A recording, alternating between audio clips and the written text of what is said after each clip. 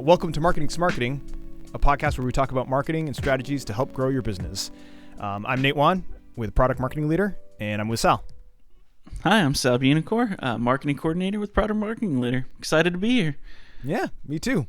Episode 9, which is fun. Last episode we were in the office together, but not anymore, sadly.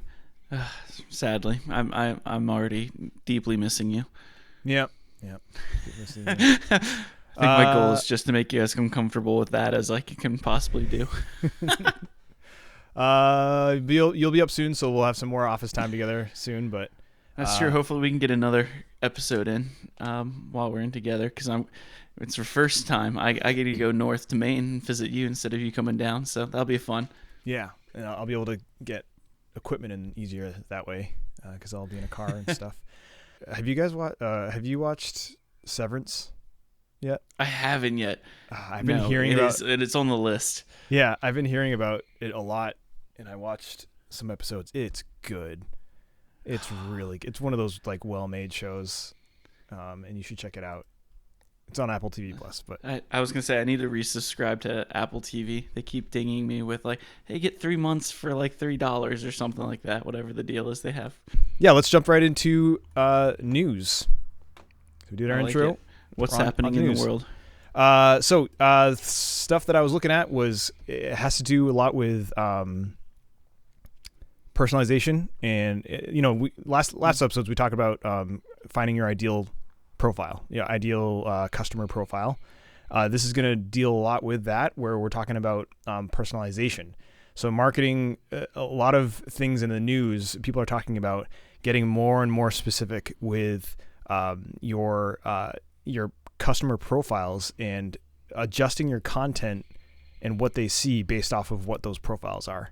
And so, we always think about that like, find your ideal customer profile and then create content based off that and then push that out somewhere and then hope, they'll see it where they are, whether that's LinkedIn or where they like to hang out. So what I see in the news a lot is something called behavioral segmentation. Have you heard of that? It sounds familiar, but I couldn't tell you what it is. Yep. And then the other one I was going to talk about is dynamic content creation. And that one kind of sounds a little more intuitive, but they're kind of similar when you talk about them. Dynamic content creation uses behavioral segmentation, but when we're talking about behavioral segmentation, we're pretty much taking our customer profile and drilling into it. And trying to like dig deeper into getting more specifics out of what your customer profile are. So you're taking your customer profile and then you're splitting it up into sections, by industry, by people who are interested in certain things within. Very specific with that. Exactly. And having super multiple small profiles. niches of all that. And yeah. So building up a big library of profiles. Exactly. And having multiple profiles and doing all that stuff. And basically, we're tracking the behavior of the users within these applications or the websites to kind of pinpoint the marketing towards that single user.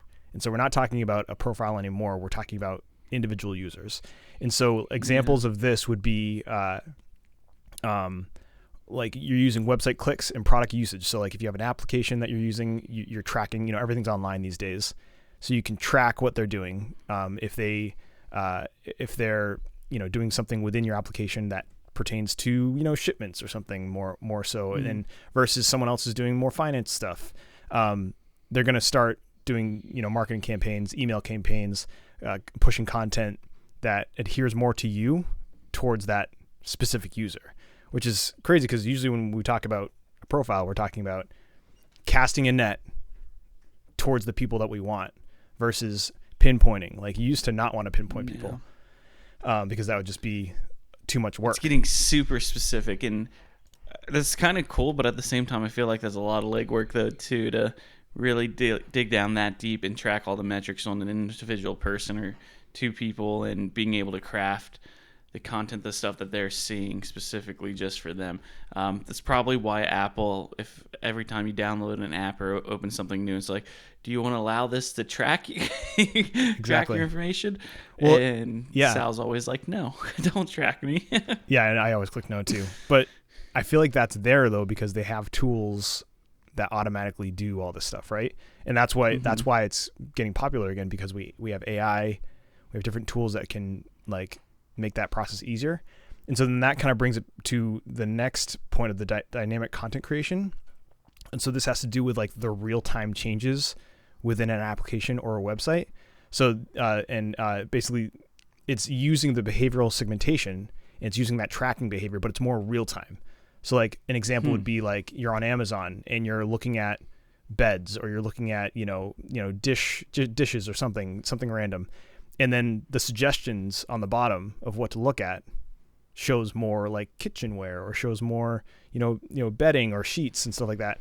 And so like they're taking what you're doing at that time in real time, and then they're throwing related suggestions at you. And the other example I have is Wise products. It's the kind of like the Wi-Fi like smart home devices. Yeah. Mm-hmm. And if you have any of those, like in their app, so it's not necessarily like a web-based thing, but like in their app, they know that you have a light bulb, maybe a plug, and like a camera. And so they start pointing towards like deals on cameras, or like subscription deals on more lights or something like that. So, and they start pinpointing like, oh, this person has this and they're using it for this. Let's start pinpointing those advertisements. And it's like crazy how it's changed to that. Yeah. It's a little scary that they're able to find and track that kind of stuff, especially the real-time things. But theoretically, from a user standpoint, like it should be helpful for you. But at the same time, too, whoever the seller of the business is able to actually target you with more specific things as well, that if it's more helpful for you, theoretically it'll be helpful for them to close more sales or deals and such. But no, that's cool. I know Amazon's had stuff like that for a while, but seeing that more and more in other websites and apps and such, the world is shifting and getting more and more targeted, and the more and more information they're finding out about me that I may or may not like. Yeah. And I think obviously we've all been in the room where like we're talking about something and all of a sudden your phone just starts showing you ads for whatever that is. So that is scary. But like, and I feel like obviously one of these articles I was reading about the news came from a company, I think they're called Braze. They're basically a company that works with marketing data. Like they have, I think this is how that works. It could be wrong. They're not sponsoring this episode, but I think what they have is like they have a marketing database of information for people, and like they work with other companies to use that data and to take the information from their products, like we're talking about.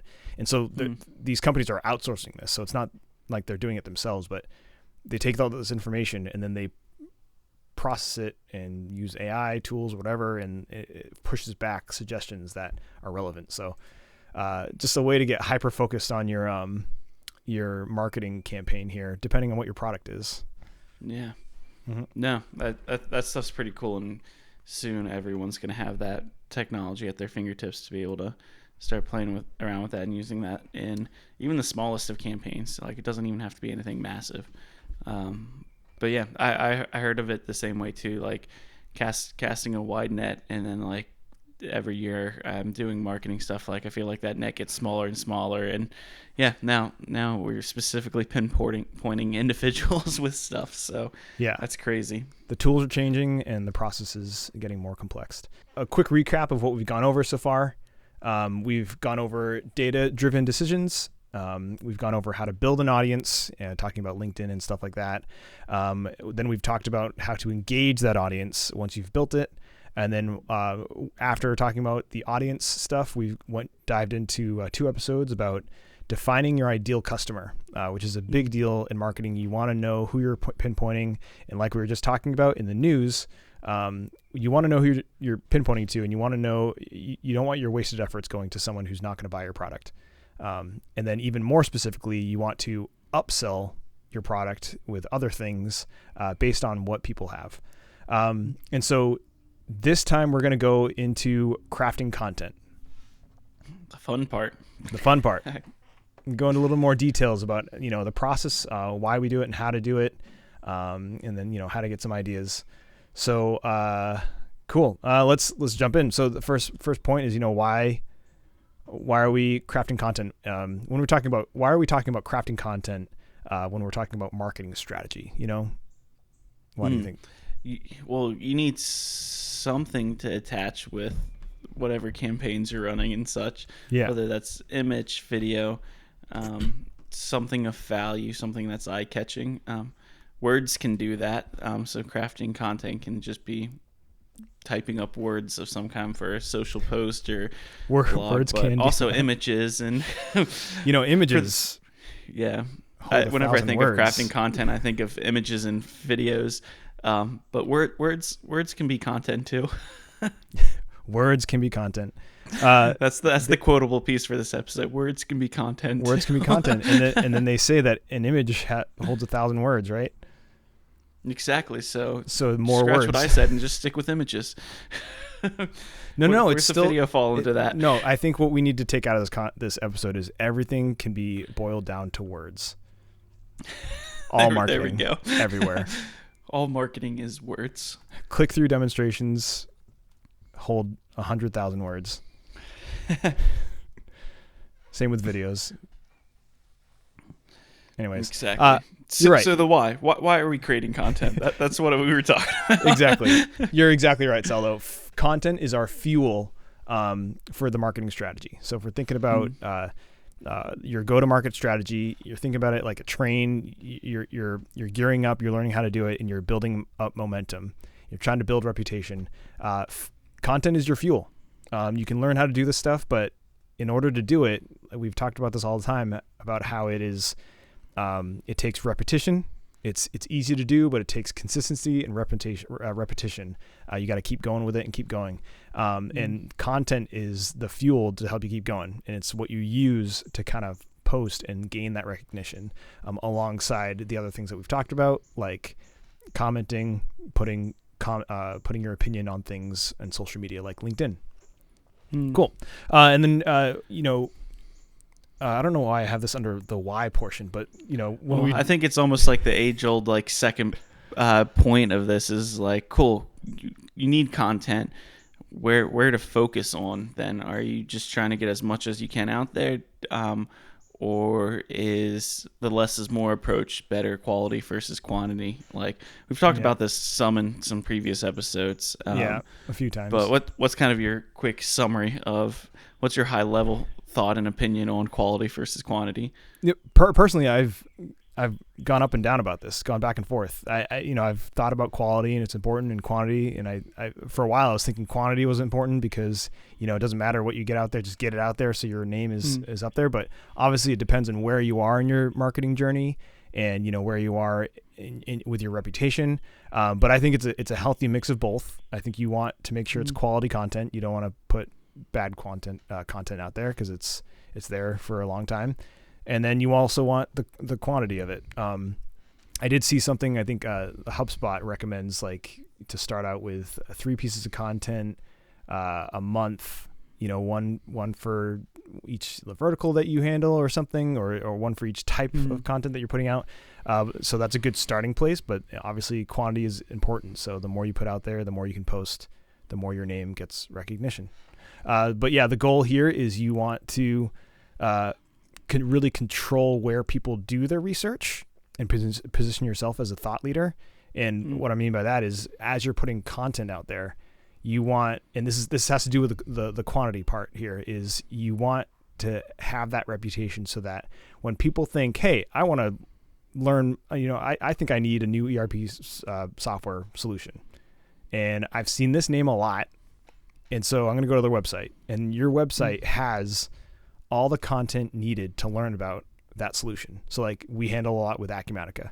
And so when you see a good VAR, a value added reseller within the Acumatica community, if you go to their website, you can tell it's a good website because you don't need to leave their website to learn everything you need to know about Acumatica. Some people link in their website to Acumatica, which is could be a good idea, but also it takes it away from your website. So then your name gets left out of the mix. So if you keep people on your website, keep the traffic there for a long time, that is important. and can really So help it's your reputation. so even just those 2 points you talked about, with the goal being controlling where people do their research and positioning yourself as a thought leader, sounds like it leans more towards quality versus quantity. And I think that's definitely true, especially if you're starting in your whole content journey of really focusing on the quality of the content you're making.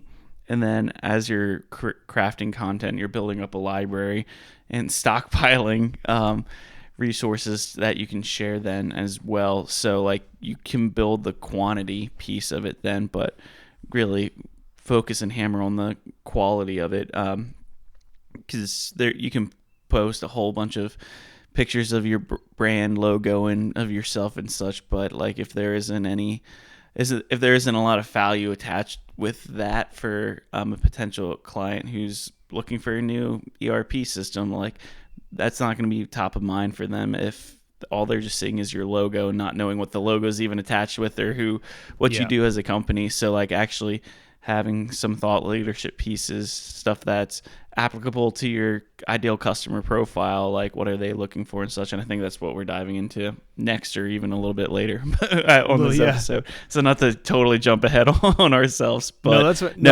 you're hitting good points. Cause like, yeah, I feel like the quality versus quantity thing is something that we've talked about a lot. And it's just like, I always go back and forth but you need both. Like you need the quantity to gain that reputation, to kind of pull them in, and then you need the quality to keep them there, because if they're on your website and they don't really like the content you have, or it's not that great, they're not going to think highly of you. So, all right, I think we've hit the why portion enough here. So, content creation, crafting content. So the next section I want to talk about is like the ideas. How do you get your ideas? So all ChatGPT. Yeah. All ChatGPT. How do you get your ideas? Nothing wrong with that. Honestly, ChatGPT is a huge help for some of that. But working with a team of people that I'm with, I do that a lot, and getting their ideas and thoughts around what would be something applicable for, in our case, a value-added reseller or an independent software vendor. We have multiple different ideal customer profiles that we work with, and to find what content would hit best, like I'm picking the brain of team members, and getting their thoughts, and even seeing what they would be interested in learning about or discovering that we could post and toss out there. So ChatGPT is a good idea to get some thoughts out there, and I'm either starting scratch with teammates or bouncing these ChatGPT ideas off them, and it's like, hey, is this a good one? Is this something that actually our customers would find value giving here if I flesh this out or not? So yeah, that's kind of the quick nutshell, because I'm able to do that pretty quickly, and actually getting to work with people in office helps that kind of organically as well too. Nice. Yeah, I think the process here I kind of laid out. It's a short process, but step one, review your existing content and leverage it. So one, if you have any existing content, use that, spruce it up, make it more modern, or, update it, use what you already have. And then that also includes content that isn't yours, but is available to use. So an example would be like a, stock website, websites you can get stock or royalty free stuff from, but also example again with Acumatica, which is something we work with a lot. We just know a lot about it, which is why we keep talking about Acumatica. They have a good amount of content on their website specifically made for VARs to reuse and rebrand for themselves, which is a smart idea because it's already made and it's the correct information and it's updated. So that's step one, because you make sure that any work that is already done, you utilize that. So that you're not wasting too much time. No, and that's huge. So like updating your current content, like not only does that freshen things up and make it more accurate, but it also even helps build, like if it's for content on your website, it even helps build up your SEO a little bit, because Google's always looking for what's some new, fresh content that's out there. So kind of helps rank your website content a little bit better. But I'm a big fan of looking at your competition and seeing what they're doing and people in the same space and what they're doing. One of our practice directors is a big fan of a couple of our competitors' marketing materials, and they like the look and the style of it. And as soon as he shared that with me, like I was able to be like, oh, this is what you're looking for. And I found like the three things that he really cares about from a style wise, and been able to replicate that with our own branding and our own style guide and such, and make that into the modern aesthetic that he was looking for. So looking at competition and what other people are doing is huge, and then being able to spin that around, some like especially style wise, that's huge. Competition, you'll be able to see what type of content, what topics for content is pretty relevant and such. But yeah, checking out what others are doing is a massive piece of it. Yeah, that's huge. I mean, especially for like things like pricing, it's a big thing. You want to see what everyone else is doing and why kind of reinvent the wheel? Exactly. It's already there. The numbers are doing good. You want to kind of reuse that data. I've always kind of thought that customers are the best place for ideas. We talk to a lot of customers because we're a marketing agency, so we create content for customers. So I'm talking to them a lot about what their issues are, what they need to address, and they talk about a lot, what their customers are working with, obviously. And so when you're working with customers, you get that build up that sales relationship, right? And you're talking to them about their pain points, and that's where your ideas start coming from, because they're in it day in and day out. They know what they're working with, and they're actually experiencing the things that they're going to want to read about. So read about or watch videos about or research or something. So customers are always a great place for ideas because, like I said, they're in the thick of it. Yeah, and that's your ideally that's your customer profile too. So like, yeah, it's easy pickings to figure out like, oh, you've done this work and you've come up with your ICP, and now it's like, okay, what does it look? What are they researching for? Why guess when you already have a customer to ask them? Like, assuming you have a good enough relationship with them, like they'll be open. And even if it's ways that you could do better and help meet them and provide more value for them, like, be a super productive conversation, no matter which way that goes. But again, there's no need to make this more complicated than it is. If you've already got clients, talk with them, ask them what would be some helpful stuff that you could make and share. Right to the source. Go right Exactly. to the source. And then I had forums on here because, information comes from forums like all the time. I'm constantly on Reddit. Like I find more answers on Reddit. It's like saved my life so many times. Just a wealth of information and other things that you can find your way around. But Reddit also has some great answers. Reddit's huge. Like finding podcasts that our sister company is doing. We're literally coming up with the topics for it based off Acumatica's forum pages. Oh, the community. So the community forums, like that's how we're getting the questions that we're basing our episode topics are off of. So we're just seeing what's out there. We've used ChatGPT to help analyze a lot of the questions and data that are on those pages, and used AI to help narrow what are the big buckets and big conversation pieces that we're looking for. And that's second best to actually being able to talk one-on-one with the client or customer, is being able to see the forums where they're asking the specific questions of what they're needing help with. Yeah, there's so many forums out there. I will say, speaking about Reddit, that's like the place, and other than social media that I don't go on, Reddit is like the one place that makes me feel so old because there's so many things I just don't know what it means. Like there's so many acronyms. I end up like Googling what the acronym means and regretting that I Googled it. But then for the most part, just like, oh, what does that mean? Like we're going to move on to the next section here. How to write blogs. Great transition. So when we're talking about writing, I thought we'd hit blogs because blogs are just everyone writes blogs, and it's like the main content type. We do talk about the importance of videos. Applicable.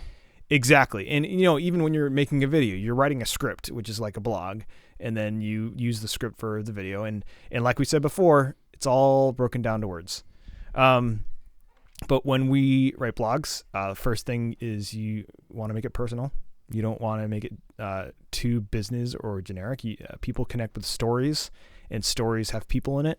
And if you make it more personal, add your story to it, it's going to be more quality in that piece of content. But I thought we'd kind of go through and point out some, highlight a few things that make a blog a good blog. So first thing's title. This is how you set the expectation with a title. It can be a word if you want, if that word is very meaningful, but most likely you want it to be a little bit longer than that, a little more than 3 words, maybe something in that range. But as long as you remember that this is what sets the expectation. You write a good title that people are going to see, they're going to read it, and they're going to want to know more about that topic in the 500 to 1,000 words or whatever that you write. Title's important. So use your tools at your advantage. If you're a good writer, awesome. Just write the title and you're all set. Or use AI, like we've talked about before. These tools are at your disposal, so use them and get some good titles. Same thing with that. Short sentences and paragraphs.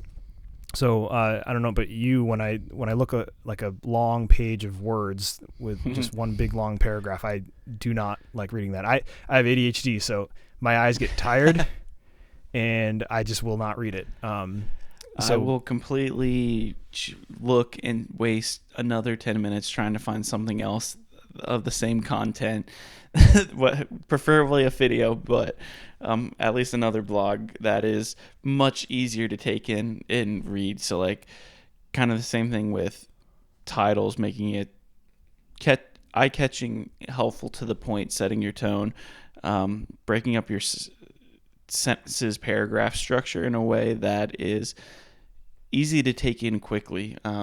Skimmability, if that's even a word. Skimmability, is huge. Cantor or rhythm? I can't remember what the actual term for it, but my high school English teacher would not be proud because I don't know. But good rhythm is important, yeah. Exactly. And if obviously there can be depth to your blog post, but especially if it's working through like a how-to or answering a question that's got a couple steps to it, the more skimmable it is, the better. Because people are if they're looking for help, they're looking for it quick and want whatever to be right to the point. So the quicker they can skim through, find what they're looking for, and then maybe they just need one of those steps out of your blog, and they're able to find that step real quick and then just read that section, and they get what they need and they're good to go. Long paragraphs are not your friend. Bullet points, smaller headings, those will help make those pieces and the sections of your blog stand out.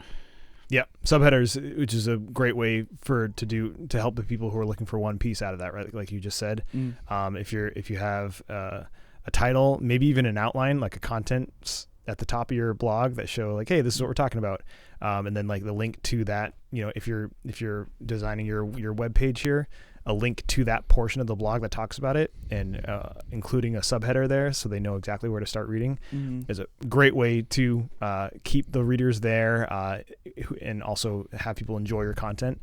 I like your efficiency in the idea of moving right on and trying to find a different thing. I'm sure I would sit there and spend 10 minutes instead of trying to read it, but then forgetting where I was and then going back to find out where I was, so that I got to work on my efficiency there. But something that would help with my efficiency is images and videos. So like we've talked about, images and videos hold thousands and thousands of words because all content is words. Using images and videos to break up those words is definitely a way to make it more visually appealing and make it just more comfortable to read. Because like I said, if it's just all words, there's no flashy, there's nothing catching you to stay there. And so jumping between images, something that you can look at and something you can read, just short pieces here and there. Just especially ways. especially if the images are supporting and building upon the text you're talking about. Like maybe it's a chart or graph or stats that is relating back to what you're talking about. And it not only just then supports, but it helps build upon, and you're able to dive into that a little bit more. So yeah, it's massive. And yes, videos even better yet if you can add that in as well. And it can again do the same thing, either just reiterate what your text is talking about or build upon that and go deeper into that portion of it as well. So a lot of value there.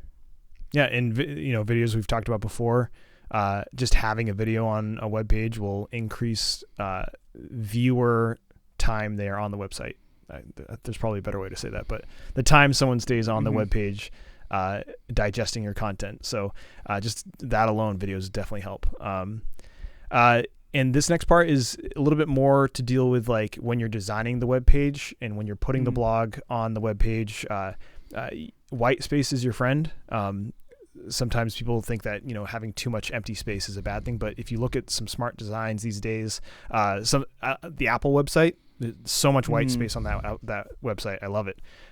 It's just simple and kind of clean looking, but really it's the purpose here is that again you don't fill the page with words, you don't fill the page with things that are too distracting.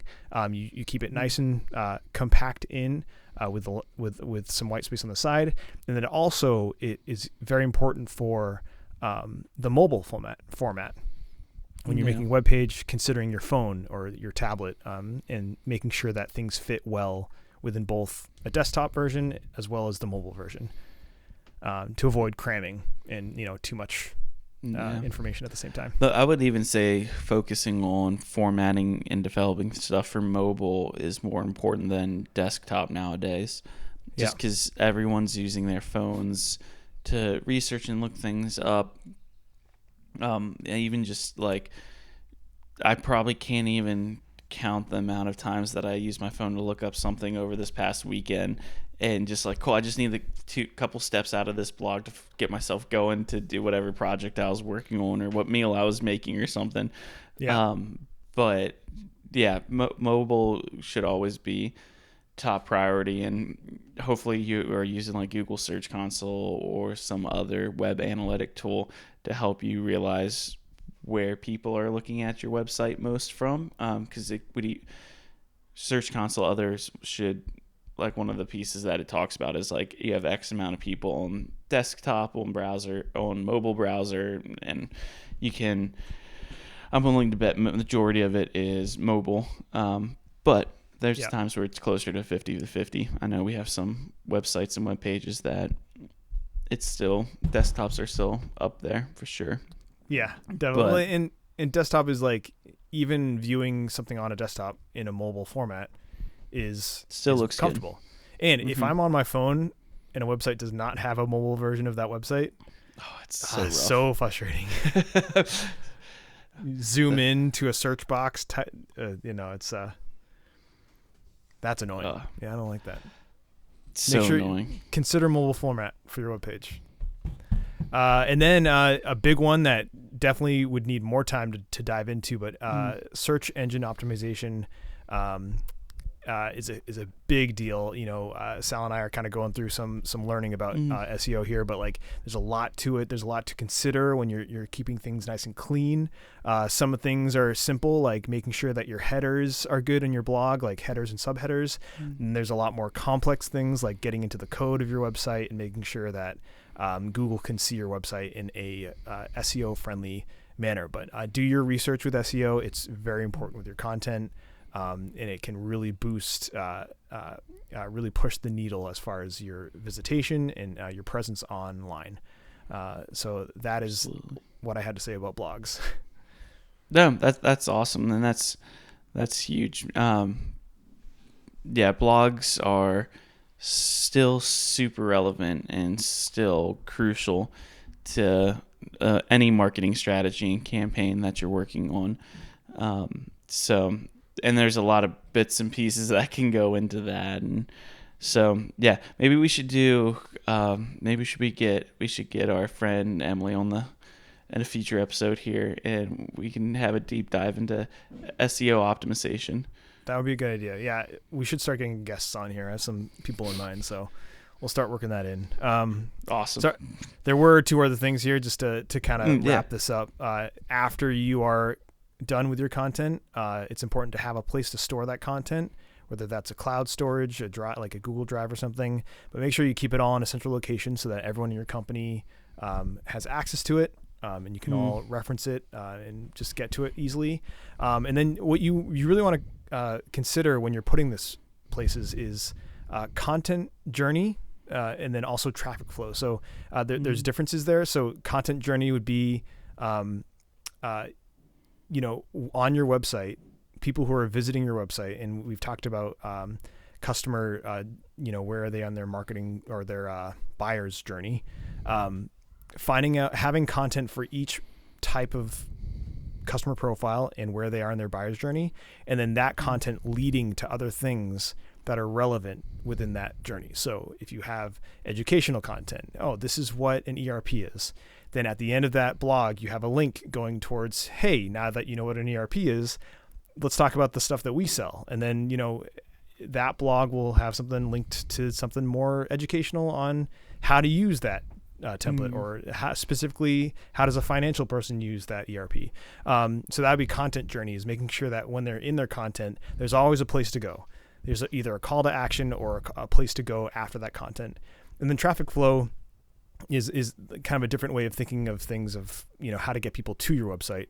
If you post things on social media, is there a way from that blog or that post that goes to your website or that goes to the blog on your website? Traffic flow meaning getting people to you, and then your content journey meaning once they get to you, how are they going to travel through your content and learn more about you? Because if you set that up well, people will stay on your content, stay on your website, and they'll stay with you, and that's what builds your presence.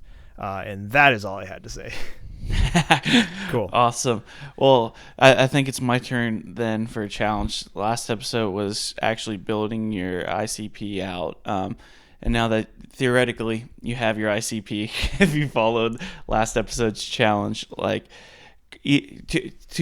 twofold, pick or choose, I guess, not twofold, pick or choose what challenge you want. If you don't have any blogs currently, I challenge you to take some of these practices and craft your first blog that you can host on your website, that you could share on social media somewhere. Take some time this week just to craft one blog. The other option that you could choose from, if you already have some blogs, if you already have some content that you have, take some time and pick 1 or 2 this week to go through and update and refresh and give it some new life for ahead. So there's your 2 options. Either write a blog if you've never done that before, or if you have done that and you have some content already built up, go back through your old content and refresh it and give it some new life for the weeks ahead. So 1 or 2, you could do both. I'm not going to stop you from taking both of those and running with it. Or 3, take all your stuff and centralize it in one location. There you go. And organize it that way. There you go. 3 calls to actions for you. Cool. Yeah, we are running low on time here, so let's do the outro. Marketing Smarketing is a product marketing leader production. All writing, editing, and engineering is done by either me or Sal, and there are no sponsors right now except for our company who pays for it. We plan on releasing episodes every other week, so be sure to look out for those. Look for the next episode on your favorite podcast platform. Sal, it's been great, and I'll see you later. As always. Yep. Next episode.